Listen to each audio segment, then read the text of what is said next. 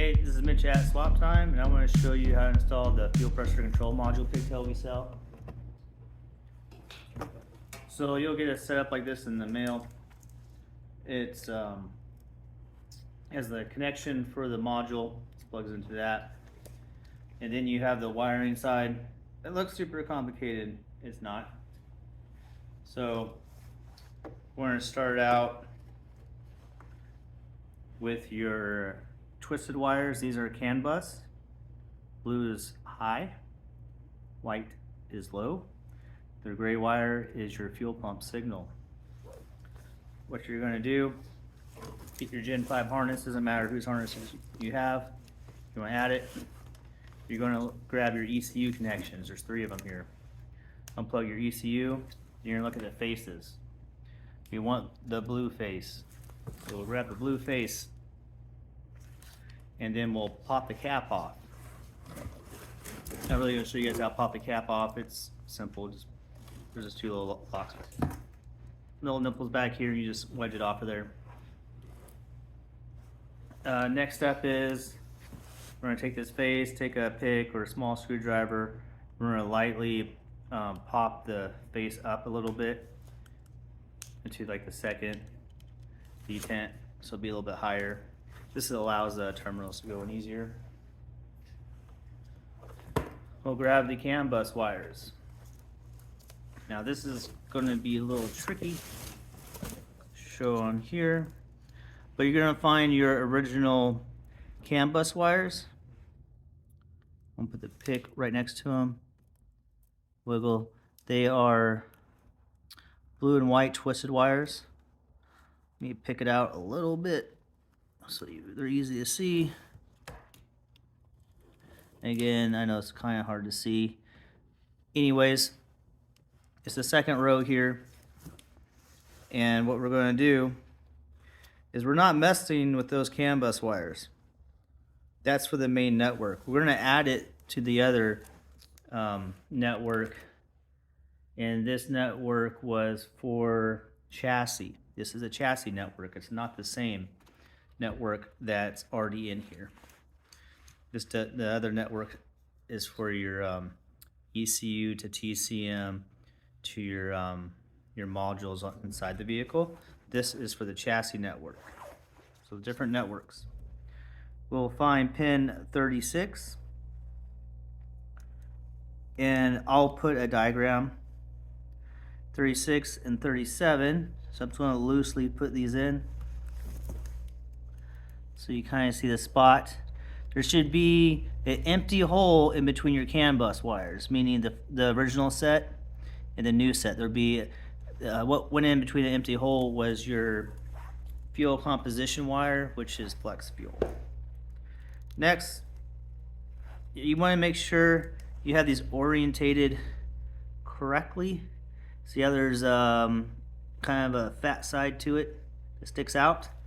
That just goes away from the wires towards the middle of the connector. So I'm going to go ahead and pin it in.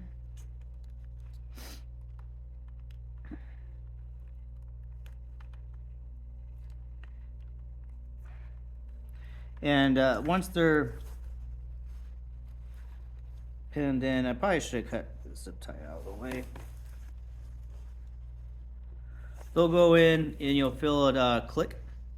And if you need to check, you can pop this face off and make sure that the terminals are flush. All right, so now we have the CAN bus wires. Step 2, you get your fuel wire.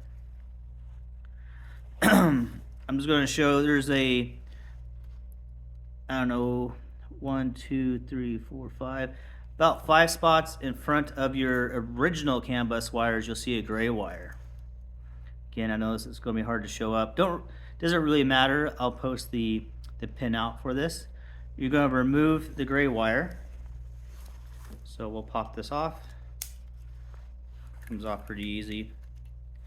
And then these are held in by tiny little locks, each little one. And basically all you're going to do is wedge this in slightly and just gently pry the lock out of the way. And we'll remove the gray wire here. There went the cap on the ground.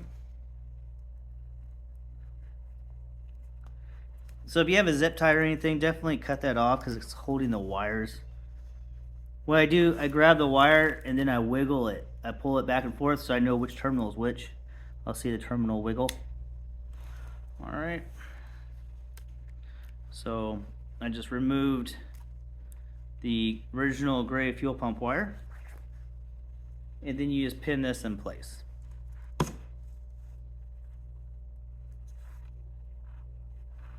Alright, so alright, that's pinned in. Now you will have a pink wire. This is ignition.